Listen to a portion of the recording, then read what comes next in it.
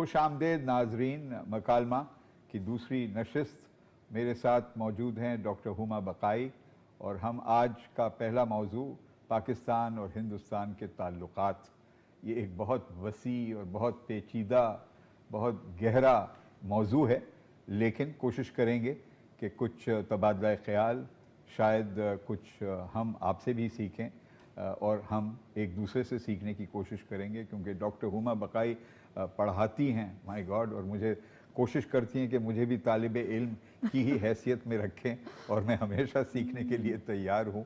तो हुमा बीबी, आज है हमारा पसंदीदा मौजू पाकिस्तान हिंदुस्तान का रिश्ता, जो वसी भी है और हमने बहुत बात भी की है और करते भी हैं और कर भी रहे हैं, लेकिन मुश्किल हो जाता है बात करना, मौजू को समेटना। और देखिए, जो तनाज़ों के साथ होता है ना कि जब वो इतने लंबे खिंच जाते हैं तो फिर कॉन्फ्लिक्ट ट्रांसफॉर्मेशन हो जाती है, जो हमारे और इंडिया के साथ भी हुई। लेकिन एक बात मुझे लगता है जे मैं आपसे ज़रूर कहूँ और अपने सुनने वालों से भी कहूँ कि जो इस वक्त सूरत हाल है और जो, अगर आप मुझे इजाज़त दें, जो मोदी सरकार की बिलिग्रेंस है, जो डिसअपॉइंटिंग भी है और तकलीफ दे भी है हमारे लिए भी, और ज़ाहिर है बिलखुसूस इंडिया की तमाम अक़लियतों के लिए, बिलखुसूस ज़ाहिर है कश्मीरियों के लिए, वो सस्टेनेबल नहीं है। और पाकिस्तान ने मेरा ख्याल है कि बड़ा सियासी तदब्बुर का इजहार किया, we have exercise strategic restraint, क्योंकि प्रोवोकेशंस आई और बाज़ दफ़ा बहुत बचकाना प्रोवोकेशंस भी आई। बालाकोट का अगर हम ख्याल करें, जिनके अपने लोगों ने कहा कि वो स्टेज मैनेज था और झूठ पे मबनी था, बट आई थिंक पाकिस्तान ने अपना पॉइंट ऑफ व्यू तो क्रॉस किया, लेकिन स्ट्रैटेजिक रिस्ट्रेंट का मुजाहरा किया। और आज भी हम फंक्शनल रिलेशनशिप की बात करते हैं, इन तमाम तर मसाइल के बावजूद हम अब भी कहते हैं कि अगर आप 370A को एड्रेस कर लें और कश्मीर को एड्रेस कर लें तो पाकिस्तान बातचीत के लिए तैयार है। और अगस्त 2019 तक बावजूद कशीदगी के पाकिस्तान का दिल कितना खुला है कि ट्रेड के जरिए इंडिया को भारी फायदा पहुंच रहा था। पाकिस्तान को एक्सपोर्ट कर 1.42 बिलियन 1.5 बिलियन का एक्सपोर्ट हम ले रहे थे इंपोर्ट के तौर पर, और हमारे एक्सपोर्ट्स वहां पर सिर्फ $400 मिलियन के लगभग। तो वेरी बैड ट्रेड बैलेंस, लेकिन बावजूद हर चीज के हमने हमेशा दिल भी खुला रखा, दरवाजे भी खुले रखे। लेकिन ऐसी तंग नज़र, इतना छोटा दिल, इतना छोटा जहन, और ये बुरा लगता है ये कहना। हम तो चाहते हैं कि एक पड़ोसी के साथ बेहतर ताल्लुकात हों। हम 7 दफ़ा इनके साथ डायलॉग में गए और हर दफ़ा they were just largely, India dialogue के लिए कहता था, पाकिस्तान तैयार हो जाता था और पाकिस्तान ने कभी उसको किसी चीज़ से कंटिंजेंट नहीं किया। ये पहली दफ़ा है कि जो इतनी सूरत हाल अबतर हो गई कश्मीर में कि Pakistan has now made the dialogue contingent to the situation in Kashmir, जो मेरा ख्याल है कि अब नागुज़ीर हो गया था। और इसी मौजू पर आई थिंक हम बहुत दिलचस्प होगा कि एक ऐसी शख्सियत से गुफ्तगू आज की जाए जो एक तो हिंदुस्तान में पाकिस्तान के सफ़ीर रहे हैं और पाकिस्तान फॉरेन सर्विस में एक बहुत नामवर किरदार अदा किया। आप अब्दुल बासित की बात कर रहे हैं, मैं इसलिए मुझे बहुत ये आपकी बात बजा लग रही है क्योंकि मेरी मुलाकात हुई अब्दुल बासित साहब से वाघा बॉर्डर पर, और ही सच एन हम्बल सोल जे कि हम तो एक ग्रुप था और हम गुजर रहे थे, जब उन्हें पता चला कि पाकिस्तान का ग्रुप है, मतलब हमारी फॉर्मल मीटिंग अरेंज नहीं थी, but he and his wife got down from the car, हमसे उतरे, बातें की, हमारे साथ पिक्चर्स खिंचवाई, और उस वक्त हमने उनसे आहिस्ता से पूछा तो एक एलिमेंट ऑफ डिसअपॉइंटमेंट उस वक्त भी था। खुश आमदेद अब्दुल बासित साहब मकालमे में। जैसे आपको शायद इल्म हो, मैं डॉक्टर हुमा बकाई के साथ यहाँ पर आपके मुंतज़िर हैं और बहुत शुक्रिया आपके वक्त का।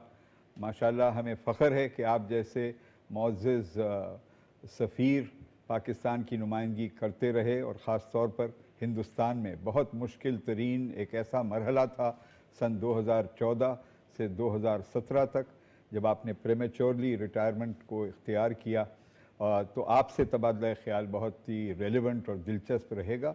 और साथ साथ मैं चाहता हूँ कि नाजरीन को ये मैं बताता चलूँ कि आपकी किताब माशाल्लाह जो अभी अभी शाया हुई है, हॉस्टिलिटी, वह diplomats diary, on Pakistan India relations, और उसके बाद आप कहते हैं एंड मोर। माय गॉड, वो मुझे आता है दिल मांगे मोर, लेकिन यहाँ तो जहन मांगता है मोर, और वो जो मोर की कशिश है वो अब्दुल बासित साहब यकीनन करते हैं। ये बहुत ही अनोखी और दिलचस्प किताब है। लेकिन इस वक्त मैं चाहूँगा पहला सवाल आपकी खिदमत में मैं पेश करूँ, और वो ये है, बासित साहब आप तो वहाँ रहे दिल्ली में 3 साल से ज़्यादा, क्या आप समझते हैं कि क्योंकि पाकिस्तान वाहिद रियासत है जनूबी एशिया में जिसके पास एक तो इरादा है अपनी आज़ादी को महफूज रखने का, दूसरा उसके पास काबिलियत है कि वो महफूज रखे अपनी आज़ादी को, और वाहिद मुल्क है जो हिंदुस्तान की हेगेमोनिस्टिक, जिसे कहते हैं ना कि जब एक बड़ा मुल्क चाहता है कि दूसरी छोटी रियासतों पर वो हावी रहे, वो उसमें एक कुदरती किस्म की एक टेंडेंसी पाई जाती है इंडियन स्टेट में। तो क्या ऐसी हकीकत के साथ पाकिस्तान की रियासत मुस्तकबिल में एक इंसाफ पर या तवाज़ुन पर मबनी रिश्ता हम तसव्वुर कर सकते हैं? बिस्मिल्लाहिर्रहमानिर्रहीम। जावेद जब्बार साहब और डॉक्टर हुमा बकाई साहिबा, पहले तो बहुत शुक्रिया कि आपने मुझे अपने प्रोग्राम में लिया, मेरे लिए बड़ी बड़ी इज्जत अफजाई की बात है। जहाँ तक आपके सवाल का ताल्लुक है, देखिए पाकिस्तान बहैसियत रियासत हमने तो हमेशा कोशिश की है कि भारत के साथ बराबरी की सतह पर रहकर जो हमारे तनाज़ात हैं, जो हमारे मसाइल हैं, उनको हल करें। और बहुत तारीख अगर आप पढ़िए, और आप मुझसे बेहतर जानते हैं आप दोनों माशाअल्लाह, कि पाकिस्तान ने हर बार कोशिश की और हमने बहुत फ्लेक्सिबिलिटी भी दिखाई कुछ मामलात में, लेकिन बदकिस्मती के साथ जो भारत है और ख़ास तौर पे आज का जो भारत है, वो एक ह्यूब्रिस से मेरे ख्याल में सफ़र कर रहा है, एरोगेंस से। और मैं जहाँ तक मेरी कैलकुलेशन, मेरी असेसमेंट है, मैं नहीं समझता कि भारत और पाकिस्तान के दरमियान जो एक नॉर्मल ताल्लुकात दो हमसायों के दरमियान होने चाहिए वो मुमकिन हैं। और वो इसलिए मुमकिन नहीं लगते मुझे, ख़ास तौर पे फोर्सिएबल फ्यूचर में, क्योंकि मैं नहीं देख पा रहा कि भारत संजीदा हो सकता है जम्मू और कश्मीर के तनाज़े को हल करने के लिए। और जब तक जम्मू और कश्मीर का तनाज़ा हल नहीं होगा, उस वक्त तक दोनों ममालिक के दरमियान वो बाहमी एतमाद पैदा ही नहीं हो सकता। बिल्कुल नामुमकिन सी बात है। जो लोग ये बात करते हैं कि हमें तिजारत की तरफ तवज्जो देनी चाहिए, कल्चर रिलेशन पे तवज्जो देनी चाहिए, पीपल टू पीपल कॉन्टेक्ट की बात करनी चाहिए, ये हमने बारहा ये सारे तजुर्बात किए हैं पाकिस्तान और भारत के दरमियान। इससे पहले भी ये सब कुछ हो चुका है, लेकिन we come back to square one. हम एक कदम आगे बढ़ाते हैं, फिर 2 कदम पीछे हो जाते हैं, और उसकी वजूहात आप जानते हैं, तारीखी भी हैं, जोग्राफाई भी हैं। और इस वक्त तो मामलात और गंभीर हो गए हैं, ना सिर्फ हमारे इलाकाई मामलात बल्कि ग्लोबली अगर आप देखिए तो जो हमारे मफादात हैं वो कहीं और हैं, भारत के मफादात कहीं और हैं। तो जो ग्लोबल पॉलिटिक्स है वो भी आ रही है हमारे खित्ते में। तो मैं ज़ाती तौर पे कोई ज़्यादा पुरुम्मीद नहीं हूँ ख़ास तौर पे आने वाले सालों में कि पाकिस्तान और भारत के दरमियान ताल्लुकात कुछ बेहतर हो सकते हैं, या उसमें जो है एक नॉर्मलसी सी आ सकती है। जी शुक्रिया हुमा बीबी। जी मैं बासित साहब बहुत शुक्रिया, आपने हमें ज्वाइन किया। It's always a pleasure to listen to you. मैं सोच रही थी, आपने बजा फरमाया, हमारी रिलेशनशिप को तो कहा जाता है कि one of the most dangerous bilateral relationship in the world, the most dangerous border in the world, perhaps the second most dangerous border in the world. लेकिन मैं सोचती हूँ कि क्या रिलेशनशिप और भी कॉम्प्लिकेट हो गई अफ़गानिस्तान की वजह से? और जो हम कहते थे ना कि जी theatre of war has expanded westward, अब सूरत हाल तब्दील हुई है, रिवर्स हुई है, वहाँ तालिबान है। लेकिन क्या आपको ऐसा लगता है कि अफ़गानिस्तान में Bharat would want it's foot back in? और ये मैं 2 वजूहात की बिना पे आपसे ये सवाल कर रही हूँ। एक तो उनकी मौजूदगी थी रशिया में, जो मॉस्को फॉर्मेट हुआ, और अभी उन्होंने एक कॉन्फ्रेंस कॉल की है अफ़गानिस्तान के ऊपर, जिसमें हमें भी इनवाइट किया, और आपने मुएद यूसुफ साहब का स्टेटमेंट सुना होगा। उन्होंने कहा जो स्पॉयलर्स हैं उनके साथ हसूल अमन की बात नहीं हो सकती। तो ये किस तौर आगे बढ़ेगी सूरत हाल, और हमें किस तरह की रेड लाइंस ड्रॉ करनी चाहिए अब अपने ताल्लुकात में इंडिया के साथ, क्योंकि हम सिपेक की वजह से फंक्शनल रिलेशनशिप की भी बात करते हैं और वो भी एक ज़रूरत है। जी बिल्कुल, मेरा अपना ख्याल ये है डॉक्टर साहब कि अफगानिस्तान से ज़्यादा 5 अगस्त 2019 के जो गैर आईनी इक़दाम भारत ने लिए हैं उसकी वजह से ज़्यादा कॉम्प्लिकेशंस पैदा हुई हैं। देखिए, अफगानिस्तान का तो मामला पिछले जब से 9/11 हुआ है उस वक्त से चल रहा है। भारत की मुदाखलत भी हम जानते हैं, वहाँ पे NDS में जो इन्वेस्टमेंट वहाँ उन्होंने की है पाकिस्तान को डिस्टेबलाइज करने के लिए, ये तो हम इससे रिकनसाइल किसी न किसी हवाले से कर ही रहे थे। लेकिन असल मामला जो ख़राब हुआ, जो कॉम्प्लिकेशन पैदा हुई, ख़ास तौर पर पिछले 4-5 साल में अगर आप देखिए, जब से मोदी सरकार आई है 2014 से ऑनवर्ड्स, इसके बावजूद कि हमने कुलभूषण जाधव को भी अरेस्ट किया मार्च 2016 में, और हमें तमाम शवाहिद हमारे पास मौजूद थे, इसके बावजूद कि हमें और भी हमने डॉसियर पेश किए किस तरह अफगानिस्तान को इस्तेमाल कर रहा है भारत। लेकिन मेरे ख्याल में टिपिंग पॉइंट जो था वो 5 अगस्त 2019 के इक़दाम थे। अफगानिस्तान, देखिए, मैं ज़ाती तौर पे समझता हूँ कि ये अफगानिस्तान और भारत दो सॉवरेन कंट्रीज का बुनियादी हक है to have relations with between them. लेकिन ऑब्वियसली बहैसियत नेबर हमारी एक कंसर्न बिल्कुल लेजिटिमेट हैं कि उनके दो जो तरफा ताल्लुकात जो हैं वो पाकिस्तान की जो सॉवरेनिटी है, हमारी इंटेग्रिटी है, जो हमारे पे हमें किसी तरीके नेगेटिवली असर न करे, जो कि हो रहा था पिछले 16 सालों से। लेकिन बहसियत दो ममालिक, अगर दो ममालिक आपस में ताल्लुकात रखना चाहते हैं तो उसमें हमें कोई एतराज़ नहीं हो सकता। बासित साहब, मेरी गुजारिश ये थी कि अब जब तालिबान वहाँ हैं, उसको इंडिया ने 2 दफ़ा अप्रोच भी किया, तालिबान ने उसको स्टोन वॉल किया उन इनिशिएटिव्स को, और एक लफ्ज़ इस्तेमाल हो रहा है इंडिया के लिए कि it has been erased from Afghanistan. आपको लगता है India will live with this new reality, या वो कोई वापसी का रास्ता चाहेंगे कि उन्हें अफगानिस्तान में फिर जगह मिले, फिर स्ट्रैटेजिक स्पेस मिले? देखिए, जब तक तालिबान हैं वो स्ट्रैटेजिक स्पेस तो उनको नहीं मिल सकती।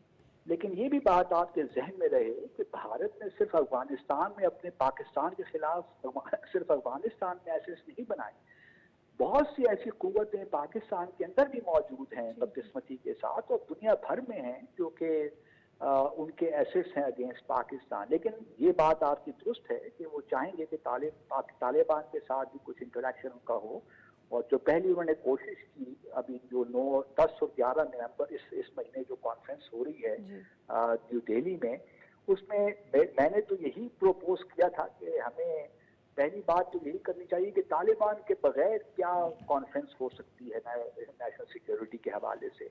तो मेरे ख्याल में पाकिस्तान ने बिल्कुल सही फैसला किया है, और इंडिया तो अफगानिस्तान में स्पॉइलर रहा है, और उसको जब भी मौका मिलेगा वो ये काम करेगा, क्योंकि उनकी चनैकिया को आप पढ़िए तो यही है कि जो अपना आपका एडवर्सरी है उसको अपने नेबर के थ्रू डिस्टेबलाइज करें, और कातिलिया की फिलॉसफी पे अमल कर रहे हैं और ये करते रहेंगे। और क्योंकि उन्होंने आप प्रेशर डाल रहे हैं जम्मू और कश्मीर में ताकि आप वेस्टर्न बॉर्डर पे इंगेज रहें, आपकी तवज्जो जम्मू और कश्मीर पे ना जाए, तो ये उनकी एक पॉलिसी है खास तौर पे RSS की और इस हुकूमत की, जिसको वो परसू करते रहेंगे जहाँ तक मेरी असेसमेंट है। और हमें मोहतात रहना चाहिए इस हवाले से कि जहाँ हम अपने वेस्टर्न बॉर्डर को पीसफुल रखना चाहते हैं, वहाँ हमारी नज़रों से जम्मू और कश्मीर का मामला भी ओझल नहीं होना चाहिए, क्योंकि वो भी हमारे लिए बड़ी अहमियत का हामिल है। और अगर वहाँ उन्होंने अपनी पोजीशन जो नया स्टेटस को बनाने की कोशिश कर रहे हैं, उसको कंसोलिडेट करने की कोशिश कर रहे हैं। बासित साहब, कश्मीर के बारे में पाकिस्तान में मुकम्मल तौर पर इत्तेफाक है कि वहाँ के अवाम को इंसाफ मिलना एक बुनियादी हक है, और जिसका पाकिस्तान मुकम्मल तौर पर तायीद करता है। There is some possible dissent on methods, लेकिन इस पर एक कंसेंसस है। आपकी राय में क्या हिंदुस्तान भारत में उसी तरह का कंसेंसस पाया जाता है कश्मीर पर कि सन 2019 में जो उन्होंने कदम उठाए हैं, क्या उस पर भी मुकम्मल तौर पर कंसेंसस है या कुछ लचक है?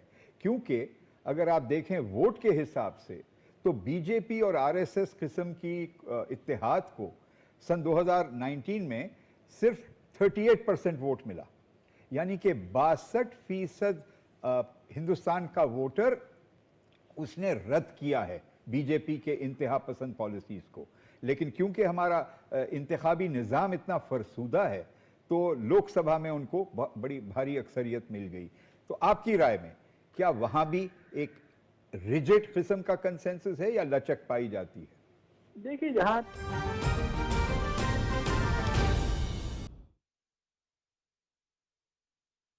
तक इस कश्मीर के हवाले से बात है तो मैं तो नहीं समझता कि वहां पे कोई इस हवाले से वहां पे कंसेंसस जरूर है कि जो मकबूजा जम्मू और कश्मीर है वो इंटेग्रल पार्ट है भारत का, और उसकी अक्कासी वो 24 फरवरी 1994 की वो पार्लियामेंट्री रेजोल्यूशन करती है जो लोकसभा में पास हुई थी, और जिसमें तमाम पार्टियों ने कंसेंसस रेजोल्यूशन पास की थी, और उसमें उन्होंने आज़ाद जम्मू और कश्मीर का भी और गिलगित बल्तिस्तान का भी जिक्र किया था।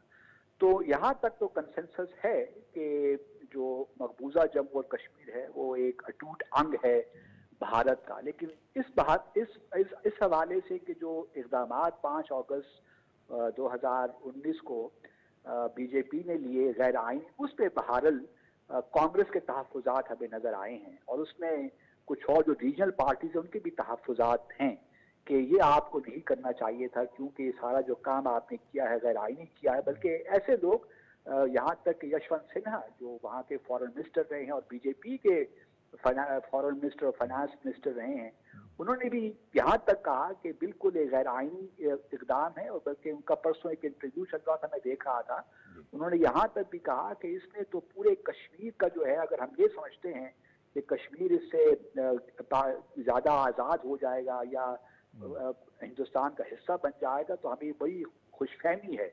इस इक़दाम से तो कश्मीरियों में इतना गम और गुस्सा है कि अगली 1 सदी में भी हम उनके दिलो दिमाग नहीं जीत सकते। तो यहाँ तक हैं कुछ आवाज़ें जो इन इक़दाम और गैर आईनी। और फिर ये भी आपको याद रहे जावेद जब्बार साहब कि 4 अप्रैल 2018 को भारत की सुप्रीम कोर्ट ने एक रूलिंग में अपनी जजमेंट में ये कहा कि जो आर्टिकल 370 है और जो जम्मू और कश्मीर का स्पेशल स्टेटस है वो अब इर्रिवोकेबल है, वो एक परमानेंट चीज है। ना उस आर्टिकल 370 में कोई तब्दीली की जा सकती है, ना उसको आइन से निकाला जा सकता है। तो इससे आप अंदाजा लगा सकते हैं कि क्या नोयत है। लेकिन जहां तक उसके अटूट अंग होने का ताल्लुक है उसके बारे में मैं समझता हूं कि भारत में भी एक कंसेंसस है जिसका मैंने हवाला दिया आपको 24 फरवरी 1994 की रेजोल्यूशन का। बस एक सवाल मेरे जहन में था, अभी खालिस्तान की बात बहुत ज़ोर शोर से दोबारा उठी है और आपने देखा कि यूके में तो बहुत ज़्यादा, लेकिन यूएस में भी। आपके ख्याल में इसने सूरत हाल को इंडिया के लिए और कॉम्प्लिकेट किया है? और जो सेन वॉइसेस हैं इंडिया में, क्या उनका ये ख्याल है कि जो नुकसान मोदी की पॉलिसीज़ ने इंडियन रियासत को पहुंचाया है उनको अब रिवर्स करने का वक्त आ गया है? क्योंकि आपको पता है ना, वो अरुंधति राय भी बहुत एक उम्दा सी बात कहती हैं। वो कहती हैं कि कश्मीरियों को आज़ादी की ज़रूरत नहीं है, इंडिया को कश्मीर से आज़ादी की ज़रूरत है, इंडिया बंद गली में फंस गया है। तो इस पूरे सिचुएशन को आप कैसे देखते हैं? मतलब इन सम वेज इंडिया से लोग स्ट्रैटेजिक कन्वर्जेंस में हैं, लेकिन ग्लोबल शेमिंग तो हुई है इंडिया की, और जो इदारे हैं जिनमें ज़रा भी ऑब्जेक्टिविटी है उन्होंने कहा है कि कश्मीर में तकरीबन नस्ल कुशी हो रही है। तो डेफिनेटली बहुत से इंटरनेशनल ऑर्गेनाइजेशंस हैं, बल्कि human rights UN human rights commissioner जो हैं उन्होंने भी अपनी 2018-2019 की रिपोर्ट में सब बातें कही हैं। लेकिन जब जावेद जब्बार साहब एक बात कर रहे थे इंतखाबात के हवाले से, ये भी याद रहे कि 2014 का जो इलेक्शन हुआ था उसमें बीजेपी ने 31% वोट हासिल किए थे और इस वक्त उन्होंने 38-39% 2019 में लिए। तो भारत का जो निज़ाम है एक्चुअली बीजेपी ने मास्टर कर लिया है जो इलेक्ट्रल पॉलिटिक्स है। उसमें सबसे एक बुरी बात तो ये हुई कि मुसलमानों का जो वोट है उसको उन्होंने इररेलेवेंट कर दिया है। मुसलमान का जो पहले वोट बैंक था वो सारा एक कांग्रेस पार्टी को जाया करता था, वो सारा स्प्लिट हो गया है। हम देख रहे हैं कि अगर आप वेस्ट बंगाल की बात करें या इवन हैदराबाद की बात करें और बहुत से इलाके हैं जहाँ मुसलमानों की तादाद ज़्यादा है, तो वो एक लिहाज से इलेक्ट्रल जो पॉलिटिक्स है उसमें अमित शाह और मोदी साहब ने जो है उसको मास्टर कर लिया। जहाँ तक आपकी बात है खालिस्तान की और अगर आप 7 सिस्टर्स को भी शामिल कर लें किसी हद तक, लेकिन ये भी देखिए एक हकीकत है कि आसाम में भी बीजेपी की हुकूमत बन गई है, जो कि हम इमेजिन भी नहीं कर सकते थे किस जमाने में। जहाँ तक ये बात है कि ऑब्वियसली अक़लियतों के लिए बहुत बड़ा मसला हो गया है, इसमें तो कोई शक नहीं है बीजेपी और आरएसएस के आने से, क्योंकि उनके यहाँ जो उनका जो वर्ल्ड व्यू है वो अक़लियतों के लिए खतरे की घंटी तो है। जो मुसलमानों के साथ वहाँ पे हो रहा है, लव जिहाद से लेकर घर वापसी तक की जो बातें हो रही हैं, और फिर जो लिंचिंग हुई है मुसलमानों की, जो ईसाइयों के साथ हो रहा है, जो चर्चेस के साथ हो रहा है, तो अक़लियतों के लिए तो और सिखों के लिए भी एक मसाइल तो हैं। और ये पहली बार भी नहीं है, सच्ची बात तो ये डॉक्टर बकाई, अगर आप 1984 का देख लीजिए जो ब्लू स्टार ऑपरेशन हुआ था सिखों के खिलाफ गोल्डन टेम्पल में, वो भी हम सबको याद है। तो ये बीजेपी के आने से यकीनन इन चीज़ों में इजाफा हुआ है, इसमें कोई शक नहीं, और वो आपको नजर आता है। बस सब इंडिया मुश्किल में है, बस आखिरी जुमला आपसे, हमेशा टाइम भी हमारा खत्म हो रहा है, इंडिया क्या मुश्किल में है इस हवाले से? इंडिया अभी अगर मुश्किल में नहीं है तो अगले आने वाले सालों में, क्योंकि देखिए राम मंदिर बन गया है 2023 में, और मुझे लगता यूं है कि 2024 में ही बीजेपी हुकूमत में आ जाएगी, तो हुकूमत इंडिया को भारत अंदर से मसाइल होंगे, इसमें कोई शक नहीं। अब्दुल बासित साहब, आपका बहुत बहुत शुक्रिया। थैंक यू फॉर जॉइनिंग अस। बहुत शुक्रिया, बहुत शुक्रिया अब्दुल बासित साहब आपके शिरकत का। तो हुमा बीबी, आपने सुना अब्दुल बासित साहब के तजुर्बे के बाद उनका जो तासुर है about the future of Pakistan India relations. मैं ये नहीं कहूँगा कि मायूस कुन है, हकीकत पर मबनी है। और बाज़ दफ़ा जब हम कहते हैं कि कोई प्रॉस्पेक्ट्स नहीं नज़र आते, लोग समझते हैं कि हम पेसिमिज्म का शिकार हो रहे हैं। मैं उससे इख्तिलाफ करता हूँ। आपकी क्या राय है गुफ्तगू सुनने के बाद? मैं एक जुमला, क्योंकि आपको पता है इंडिया पाकिस्तान पे बहुत सारे तज्ज़िये होते हैं और बहुत दफ़ा आप भी बात करते हैं, मैं भी बात करती हूँ। मैं हमेशा एक जुमला कहती हूँ जे जो मुझे लगता है कि वाकई सच है, और वो ये है कि इंडिया को बेड़ी इंडिया डालेगा। क्योंकि मुझे लगता है ये जो रिस्ट्रेनिंग है इंडिया की, आपने इलेक्टोरल पॉलिटिक्स की बात की, उन्होंने भी कहा कि उन्होंने मास्टर कर लिया ये, बट दिस शुड रिवर्स, क्योंकि इंडिया का नुकसान हो रहा है। जी बिल्कुल। और ये नुकसान इरिवर्सिबल है। तो मुझे लगता है कि ठीक है, हमारे इश्यूज़ हैं, कश्मीर है, दिल दुखता है कश्मीर के हवाले से, इंडियन बिलिग्रेंस जो है वो डिसअपॉइंट भी करती है, लेकिन जो सेन तबका है इंडिया का, उसको ये सोचना चाहिए कि इंडिया का कितना बड़ा नुकसान हो रहा है। बिल्कुल, शुक्रिया। तो हुमा बीबी, अब हम एक ब्रेक की तरफ जाते हैं और ब्रेक के बाद एक और मौजू के साथ हाजिर होंगे।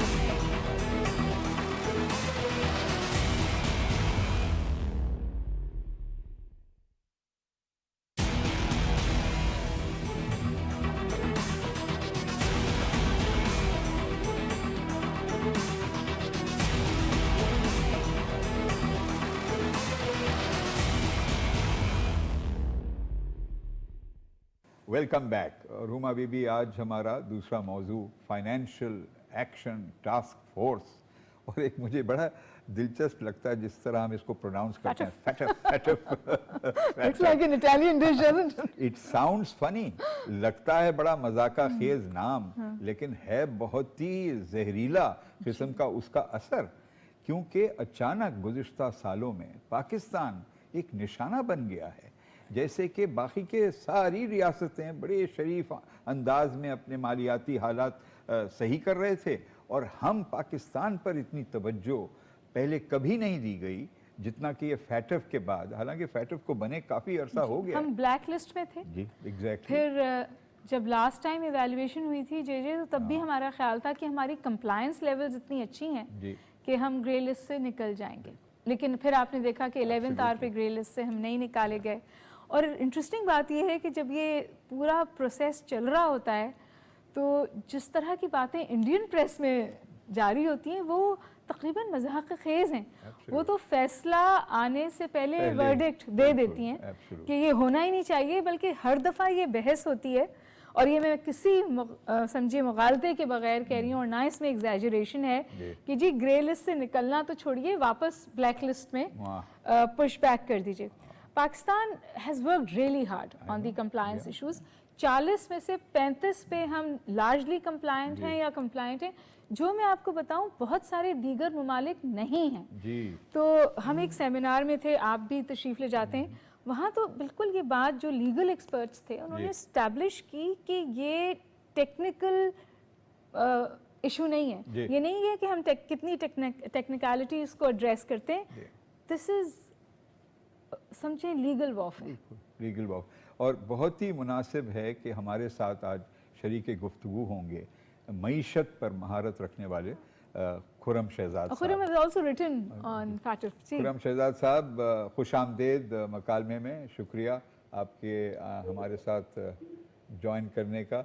और हुमा बीबी, खुर्रम शहजाद साहब शामिल हैं हमारे साथ, तो क्यों मैं आप ही को एक अनफेयर किस्म की देखिए अपॉर्चुनिटी देता हूँ कि आप उनसे पहला सवाल करें। बिल्कुल, डन हो गया। Khurram, thank you for joining us. जी थैंक यू वेरी मच जी, थैंक यू वेरी मच आपका और जवाब साहब आपका भी। अच्छा खुर्रम, आप ज़ाहिर है इसे ज़्यादा इंट्रिकेटली फॉलो कर रहे होंगे और आप फैटफ की सूरत हाल आपको पता है, हम फिर ग्रे लिस्ट में हैं। कुछ चीज़ें जिन्हें हम एड्रेस करने को कहा गया और पाकिस्तान ने अभी भी समझिए इस तदब्बुर का इजहार किया है कि हम उन पे वर्क करने के लिए तैयार हैं। लेकिन आपको ये पूरी चीज़ कितनी फेयर लगती है? क्योंकि पाकिस्तान में अब ये बात बिल्कुल जड़ पकड़ गई है। मेरी जिससे भी बात होती है अक्रॉस द बोर्ड, वो मुझे ये अब ज़रूर कहने लगा है कि ये शायद हमारी गलती है ही नहीं, ये हिस्सा है कि हम ग्लोबल सियासत में किस तरफ खड़े हैं, किसके साथ खड़े हैं, वहाँ हमारा क्या किरदार है, क्या हम नहीं करने को तैयार। बहुत लोग तो ये भी कह दिया कि शायद एब्सोल्युटली नॉट, जो प्राइम मिनिस्टर साहब ने अपने एक इंटरव्यू में कहा था, उसकी बाज़गश्त है हमारी ग्रे लिस्टिंग में मौजूद होना। आप किस तौर देखते हैं? जी देखें, ये थोड़ा सा चैलेंजिंग है। उसकी वजह ये है कि एक तरफ हम इकोनॉमी पे जो है वो हमारे पास बहुत चैलेंजेस हैं करंटली, और ऑन दी अदर हैंड हम जो है FATF पे भी जो है वो स्टक हैं। देखिए ये आप भी बेहतर जानती हैं, जवाब साहब बहुत बेहतर जानते हैं कि ये जियो पॉलिटिकल जो है ना, ये पर्सपेक्टिव है इसका, एक इसका जो है एंगल है, ये सिर्फ और सिर्फ स्ट्रेट फॉरवर्ड एक लीनियर जो है वो तरीका नहीं है चीज को हैंडल करने का कि आप ये प्रोसेस करें और ये प्रोसेस के साथ ये चीजें आप अप्लाई करें और अपने फाइनेंशियल सिस्टम को ऐसा कर लें तो सब चीजें ठीक हो जाएंगी। ये एक्शन जो है ना, ये सिर्फ और सिर्फ लिमिटेड नहीं है रेगुलेटरी एनवायरमेंट से रिलेटेड या बैंकिंग सेक्टर से रिलेटेड या किस तरह से फाइनेंशियल फ्लोज हमारे यहाँ जो है आते जाते हैं। ये it has more to do with the politics and the lobbying and everything. तो मेरे ख्याल में ये डिप्लोमेसी पे हमें बहुत काम करना पड़ेगा कि किस तरह से, वो कहते हैं ना इट्स इकोनॉमी स्टूपिड, ये इकोनॉमी को हमने कैसे स्ट्रॉन्ग करना है, हम अपने चैलेंजेस को कैसे इंटरनली जो है वो हैंडल करें, हम किस तरह से अपने पेट पे पत्थर बांधें और हमारी जो रिफॉर्म्स हैं हम उनको जल्द से जल्द करने की कोशिश करें। अभी आप देखें जो हमारी ग्रोथ रेट है वो हम 5% पे पहुंचने ही वाले होते हैं और हमारा एक्सटर्नल अकाउंट वल्नरेबल हो जाता है। क्यों? इसकी वजह यह है कि हम अगर पब्लिक सेक्टर रिफॉर्म्स नहीं करेंगे, हम फाइनेंशियल रिफॉर्म्स नहीं करेंगे, अपने पब्लिक फाइनेंशियल मैनेजमेंट से रिलेटेड रिफॉर्म्स नहीं करेंगे, एनर्जी रिफॉर्म्स नहीं करेंगे, हम गवर्नेंस से रिलेटेड रिफॉर्म्स नहीं करेंगे, NFC से रिलेटेड बहुत सारी चीजें जो कि रिवाइज होनी है। तो ये सारी चीजें वो हैं जो हमारी इकोनॉमी को एक ऐसे पैथ पे डालेंगी, सस्टेनेबल पैथ पे, जो कि अगले 8 साल 10 साल 20 साल में उसके रिजल्ट आएंगे। वो आज नहीं करेंगे, कल हमें करना पड़ेगा। जब तक इंटरनली हम स्ट्रांग नहीं होंगे और हम अपने इस तरह के डिसीजन नहीं लेंगे जो हमें कड़वे डिसीजन लेने हैं, और वो कहते हैं ना कि आप कड़वी जो है गोली जब तक नहीं खाएंगे, आपको ये इस तरह की चीजें झेलनी पड़ेंगी और आपको कॉम्प्रोमाइज भी करना पड़ेगा, आपको मजीद डेट पे अपने आप को जो है वो रिलाई करना पड़ेगा और IMF के पास आपको बैठना पड़ेगा। आप ये देखें, I can't agree to with you more के कुछ जो रिफॉर्म्स हैं वो हमें ज़रूरत है और इस बात पे हमें चलना है। लेकिन क्योंकि मैं स्टूडेंट हूँ पॉलिटिकल साइंस की, जब मैं उन स्टेट्स को देखती हूँ जो लिस्ट में हैं या नहीं हैं, तो फिर मुझे थोड़ी सी हैरानगी भी होती है। For example Afghanistan is not there in the grey list और द ब्लैक लिस्ट, टर्की अब ग्रे लिस्ट में है। तो मुझे, मैं इकोनॉमिस्ट नहीं हूँ, मैं फाइनेंशियल एक्सपर्ट नहीं हूँ, लेकिन इसमें मुझे एक एलिमेंट ऑफ पॉलिटिकल विक्टिमाइजेशन या पॉलिटिकल टारगेटिंग नजर आता है। एंड प्लीज करेक्ट मी, क्योंकि यही लार्जर परसेप्शन है। नहीं जावेद साहब? बिल्कुल, एब्सोल्युटली आई एग्री हुआ बीबी। और खुर्रम साहब, if you could help enlighten viewers, अगर आगाह कीजिएगा कि क्या अब कौन से वो स्पेसिफिक एक्शंस हमें लेने हैं जिसकी वजह से ये ताखीर आई है, हमें क्लियर करने में।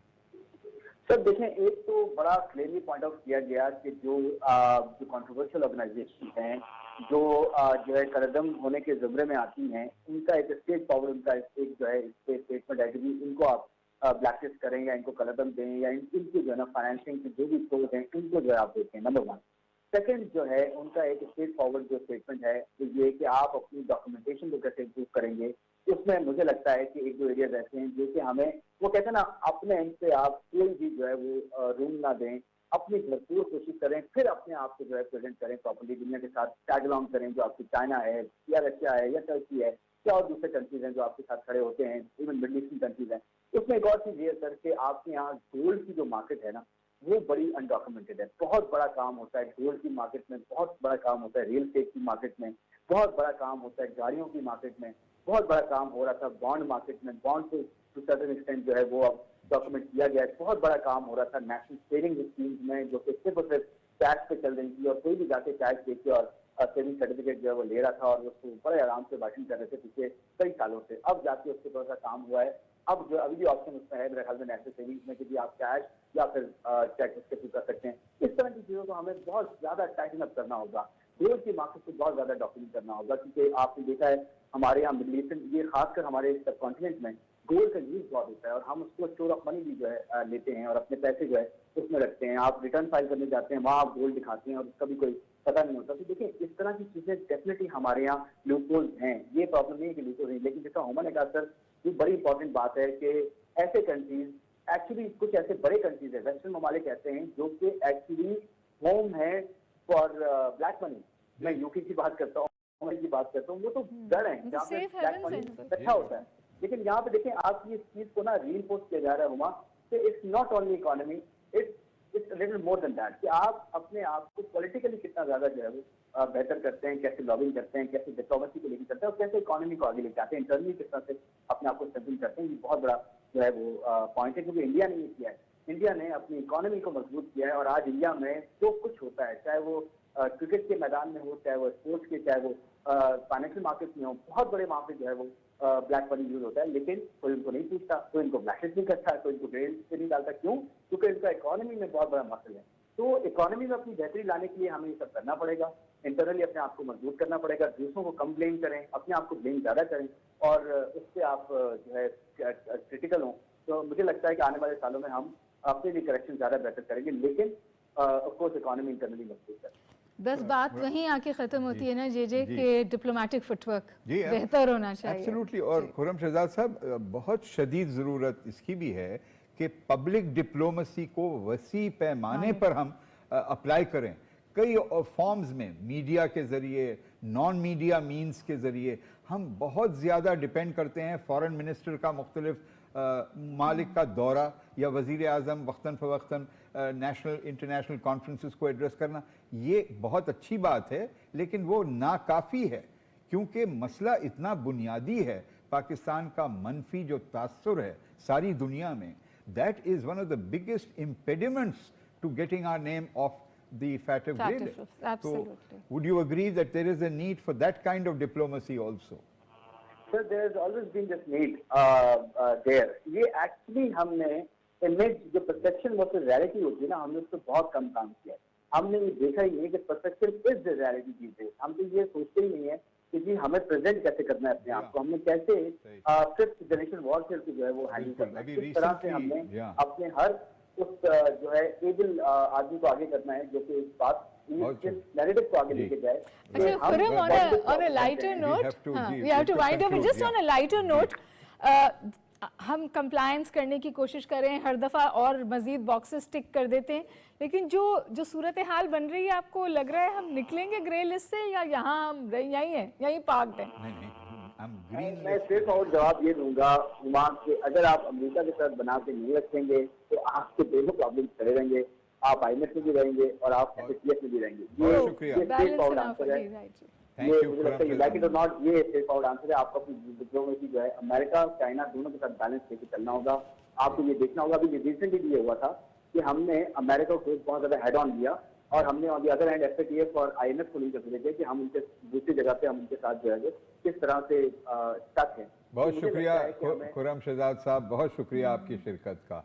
So Huma Bibi, we have बस जी, concluded this connectivity we and will- balance. and we go to another zalimana mid Break, break and okay, then come जरूर, back हाँ. with another aspect. Topic. बल्कि of हम what is environment happening पे अब के बात today. कर जी रहे हैं. बिल्कुल on the issue of smog.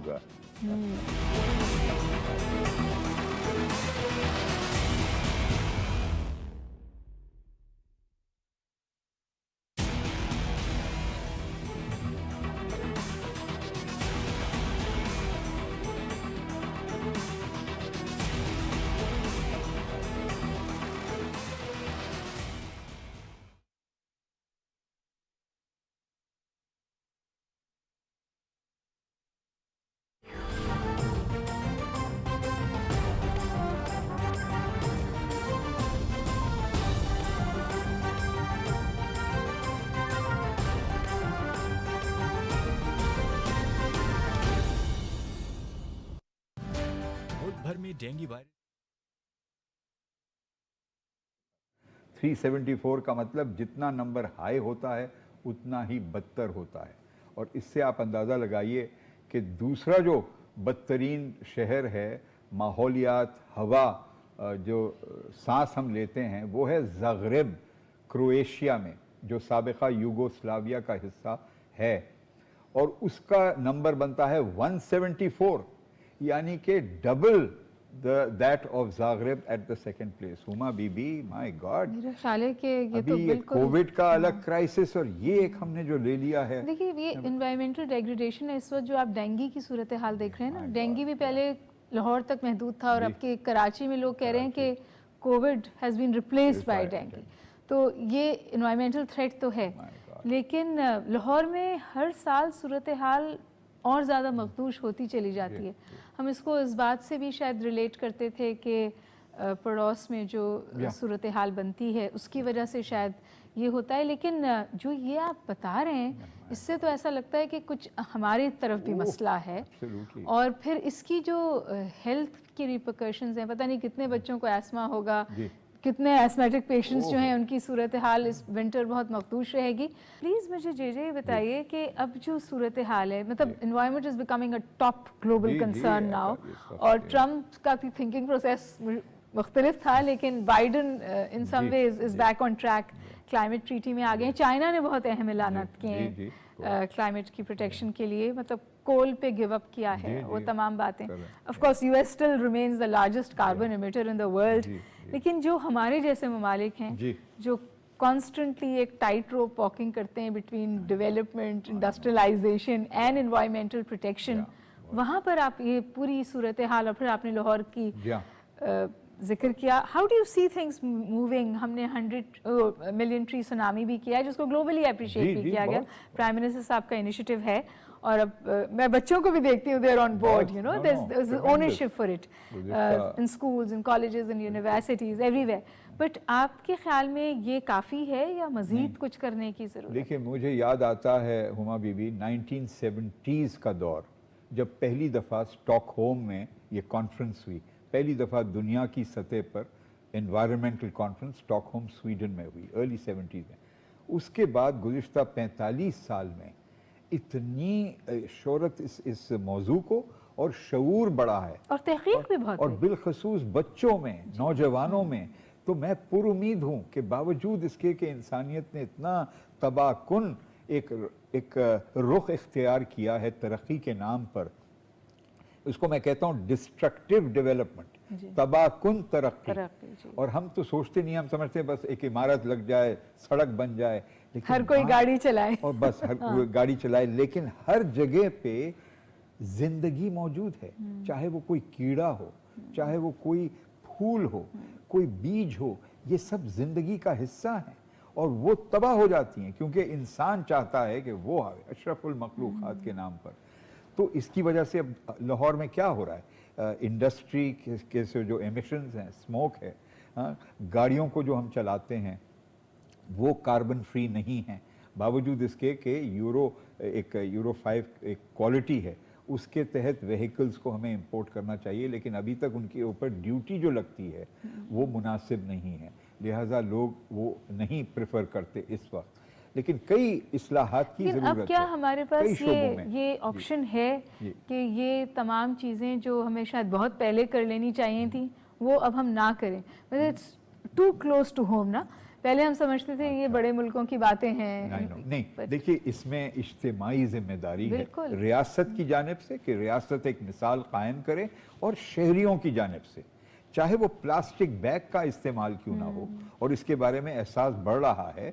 मैं अब जब लेने जाता हूँ कोई फल तो फौरन वो प्लास्टिक की थैली में डाल, मैं कहता हूँ नहीं मुझे प्लास्टिक की थैली नहीं चाहिए। आप कंज्यूमर भी आप हाथ रिजेक्ट में- कर रहा है, और जो Absolutely। रिस्पॉन्सिबल रिटेलर है वो भी आपको ऑप्शंस दे बहुत रहा है। बड़ी तादाद में, लेकिन इसकी ज़रूरत है शऊर को फैलाने की।